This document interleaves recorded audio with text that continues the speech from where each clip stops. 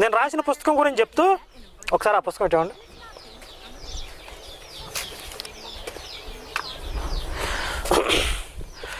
ఈ పుస్తకం గురించి చెప్తూ, ఈ పుస్తకం గురించి నేను ఆన్సర్ చెప్పాలంటే నువ్వు శివపురాణం గురించి చెప్పాలంటున్నాడు. ఇదేం విడ్డూరం? ఈ పుస్తకం గురించి ఆన్సర్ చెప్పడానికి శివపురాణానికి లింక్ ఏందండి అసలు? ఈ పుస్తకంలో నేను రాసిన విషయాలు బైబిల్లో ఉన్నాయా లేవా నేను అడుగుతున్నా. నేనేదో చెడ్డగా రాశాను అంటున్నావు కదా, చెడ్డగా రాసినప్పుడు బైబిల్ చెడుగా ఉందా?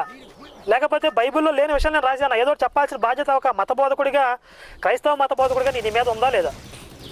పొద్దున్న లేస్తే బైబిల్ పట్టుకుని వెళ్తావు కదా, వెళ్ళి మతం మారండి లేకపోతే నరకానికి పోతారు అని చెప్పి బెదిరిస్తున్నావు కదా అందరినీ. మేమేమైనా శివపురాణం పట్టుకుని వెళ్ళి మీరు మతం మారండి లేకపోతే నరకానికి పోతారని మేము అప్పుడు నేను చెప్పామా?